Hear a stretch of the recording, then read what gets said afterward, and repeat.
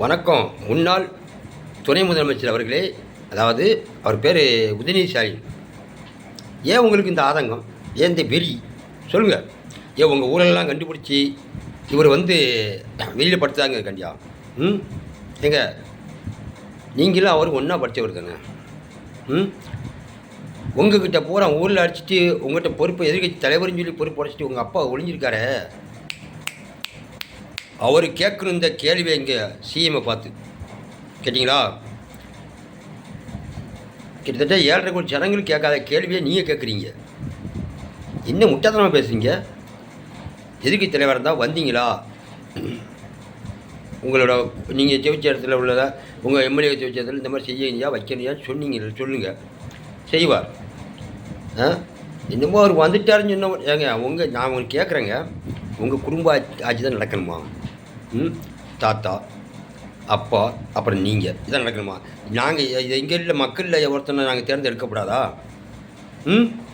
சொல்லுங்கள், தேர்ந்தெடுக்கப்படாது. ஏன்னா நீங்கள் சுரண்டணும், சுரண்டி எல்லா பக்கமும் இடம் வாங்கி போட்டு எல்லா பக்கமும் அமுக்குனது தெரியாதுச்சுடா. இதைத்தான் அந்த அம்மாவும் கேட்டாங்க.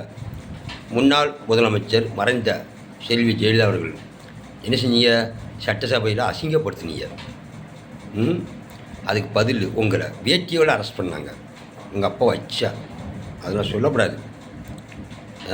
கரூர் பிரச்சனையில் செந்தில் பாலாஜின்னு ஒரு ஆளுந்தாரா, அது இந்த குள்ளநரி, அவர் என்ன செஞ்சார்? அதாவது விஜய் அவர்கள் கரெக்டாக தான் வந்தாங்க. முக்கட்டான இடையில நீங்கள் மீட்டிங் கொடுத்தீங்க. அதையும் மக்கள் அலம்போதுனாங்க. அப்பவுமே உங்களுக்கு புரிஞ்சு போச்சு, இவன் எப்படி, அதாவது இவர் எப்படியும் ஜெயிச்சிருவார். உங்கள் பாட்டு சொல்லாந்தா இவன் எப்படியும் ஜெயிச்சிருவான், இவனை ஏதாவது வழி பண்ணணும்னு சொல்லி கரண்டை கட் பண்ணீங்க. உங்கள் ஆளுக்களை விட்டு பிரச்சனை பண்ணீங்க. அதுலேயும் எங்கே அனந்தியமாக இருக்குது, அக்கா தங்கச்சி பெற்ற பிள்ளையமாக இருக்க, சின்ன பிள்ளைங்க, மருமகமாக இருக்குது, எல்லோரும் சேர்ந்து அவருக்கு சப்போர்ட். தெரியுமா? அவர் யாருக்கு ஆசையாக இருக்குன்னு ஆசைப்படல, எடுத்தவங்களை தட்டி கேட்கணும்னு ஆசைப்பட்டார், வரணும்னு ஆசைப்படுறது வந்துட்டார். அதனால் சட்டசபை போனீங்கன்னா உங்கள் தொகுதிக்கு என்ன பிரச்சனை, நீங்கள் எத்தனை தொகுதி வச்சீங்களோ அதுக்கு என்ன பிரச்சனையோ அந்த எம்எல்ஏ சொல்லி அதை செய்யுங்க, சொல்லுங்கள், செய்வோம். இது முறை. இதுவரை பேசிக்கிங்களா? நீங்கள் எத்தனை கேள்வி கேட்டிருக்கீங்க, எத்தனை இதெல்லாம் மீடியா, ஒரு கல்யாண வீட்டில் கூட பேசியிருக்கீங்க. ஐயா, அவன் கேட்டான் பாருங்க, ஒருத்தன் வீடியோ போட்டான். கல்யாண வீட்டுக்கு போனால் பிள்ளைகளை வாழ்த்துட்டு ரூபாயை கொடுத்துட்டு சாப்பிட்டோமா இப்படி நக்குனமானு வரணும். என்ன அங்கே போய் அரசியல் பேசுனா அந்த குடும்பம் விளங்குமாயா? ஐயா, அந்த காலத்தில் உங்கள் தாத்தா காலத்தில் 16 பெற்று பெருவாலும் வாழ்கம்பாங்க. 16 என்ன தெரியுமா? பிள்ளைகள் கிடையாது, ஏகப்பட்ட விஷயங்கள் இருக்குது.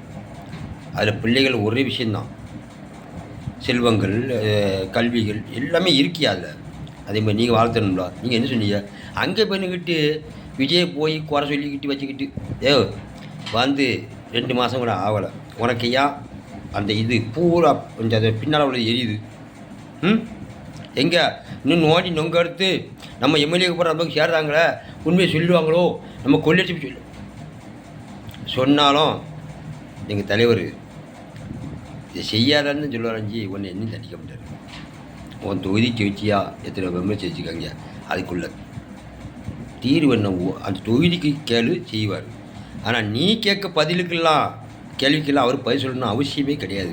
சொல்லவும் மாட்டார், சொல்ல விட மாட்டோம். ஏன்னா ரொம்ப நாளாக டாக்டர் ராமச்சந்திரன் செத்ததுக்கப்புறம், இந்த அம்மாவை ஊசி போட்டு கொண்டதுக்கப்புறம் நாங்கள் ரொம்ப கஷ்டத்தை அனுபவிச்சிட்டோம். ஐயா, போதும். இப்போ கஷ்டத்துக்கு ஒரு மனுஷன் வந்திருக்கான். நீ ஜெயிச்சியா, 10 தொகுதி ஜெயிச்சா, 20 தொகுதியா, இன்னும் 100 ஜெயிச்சிக்க, அதை பற்றி பிரச்சனை இல்லை. ஒரு தொகுதி எக்ஸ்ட்ரா துவைச்சாலுமே எங்கே முதல்ல தான் வருவார், வைப்போம். இனிமேல் அவர் தான். உன் குறை என்ன உண்டோ அதை சொல்லு, அவர் செய்வார். செய்யலைன்னா நாங்கள் சொல்லுவோம், பொதுமக்கள். அவர் ஜெயிச்ச தொகுதியே நம்ம மக்கள் இருக்காங்க, பிள்ளைகள் இருக்காங்க, எல்லாம் சொல்லுவோம். கேட்டியா? அதில் அந்த பாகுபாடெலாம் பார்க்க மாட்டார். அவருக்கு தேவை சரிதா, பைசா கிடையாது, சுரண்டனும் கிடையாது. மக்கள் நல்லா இருக்கணும், அந்த ஒன்று தான் அவருக்கு தேவை. ஓ சொத்துன்னே ஓ சொத்து. எங்கள் அண்ணன் விஜய் இருக்கார்ல, அவர் சொத்து பாதி. அந்நியார் சங்கீதா இருக்காங்களா, அவங்க சேர்த்துட்டாங்க. அவங்க சுற்றி பாதி தான் ஓ சொத்தெல்லாம் தூர போனோம். அவர் செய்வார். உங்கள் அப்பா இருக்கார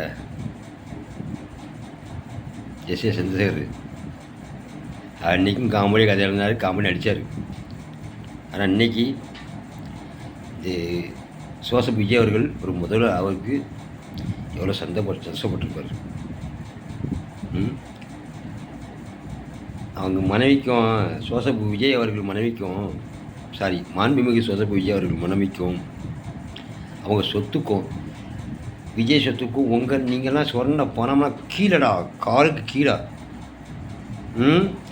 அவர் மக்கள் பணத்தை எடுக்கணும்னு அவசியமே கிடையாது. ஏன் இந்த 2 லட்சத்து சில்லற பைசா கூட அவர் வாங்க வேண்டாம் அவசியம் இல்லை. அன்றைக்கி எம்ஜிஆர் ஆட்சியிலேருந்து நடித்தார், இவரும் நடிப்பார். அதனால் சட்டசபை போனியா, போத்திக்கிட்டு வான் தொகுதி இதை பார்த்தியா, அதை மட்டும் கேளு. அவர் செய்யலைன்னா எந்த மீட்டிங்கில் பேசு, பொதுமக்களே இப்படிலாம் கேட்டேன் செய்ய முடியும்னு சொல்லி நாங்கள் கேட்போம் அவரை. ஏன்னா எங்கள் வீட்டு பிள்ளை அவர், நாங்கள் கேட்டால் போய் சொல்லுவார். நீ கேட்ட சொல்ல முடியாது, ஏன்னா எங்கள் பணத்தை சுரண்டவன் நீங்கள். ஏன் நீ கேட்க பதில் உங்கள் அப்பனை வர சொல்லு. அதான் கேட்டார், எங்கள் அப்பனை எங்கே, எங்கள் அப்பனை எங்கே, புரியுதா இந்த கேள்விக்கு? நான் சொல்கிறேன் பதில், உங்கள் அப்பா வர சொல்லு. எதுக்கு தலைவர் உதவி ஸ்டாலின் தான், அதாவது முத்துவேல் கருணாநிதி ஸ்டாலின் தான், நீ கிடையாது.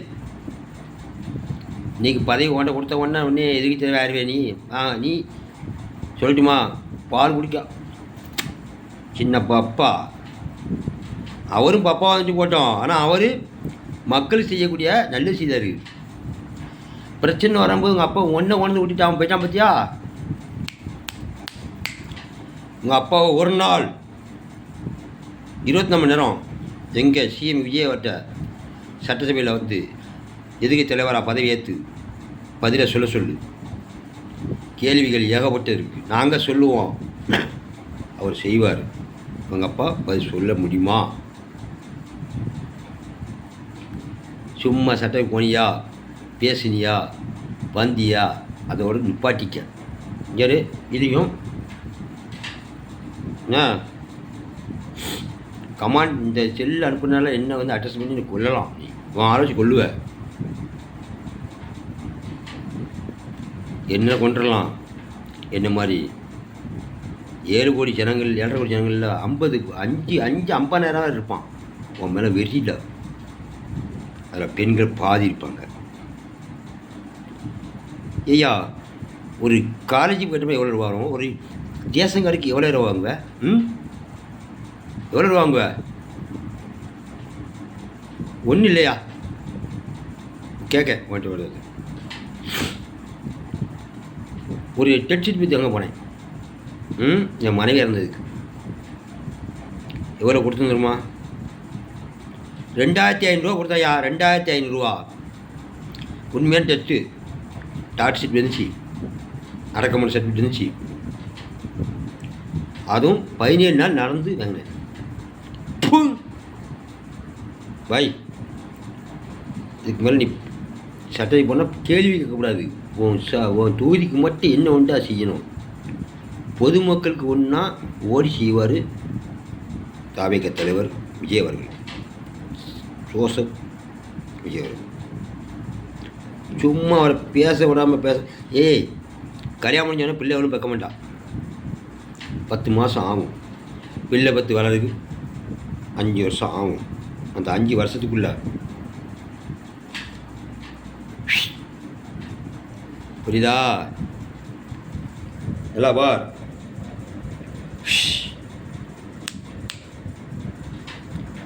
5 வருஷம் வேண்டாம்டா, ஒரே வருஷத்தில் உங்களை பூரா கூண்டோட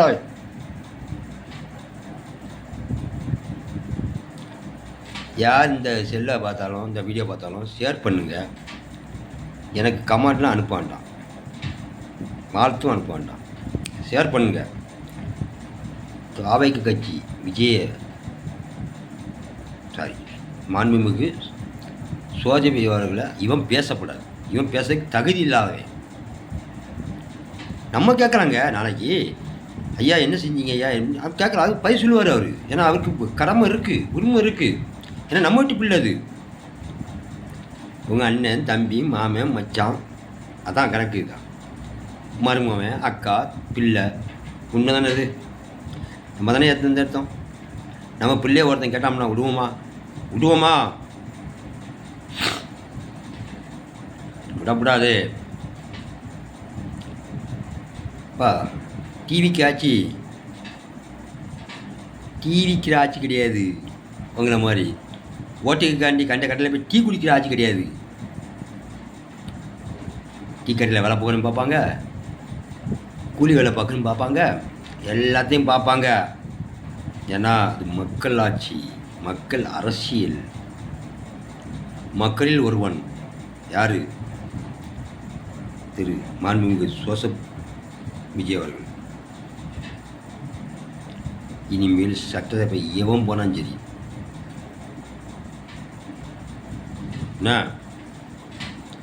குடிச்சிட்டு பேசலான்னு சொல்லி இந்த வீடியோவை பார்த்து நீ என்ன பிரச்சனை பண்ணாலும் சரி, என் உயிர் போனான் தலைமை அவனுக்கு மட்டும்தான்.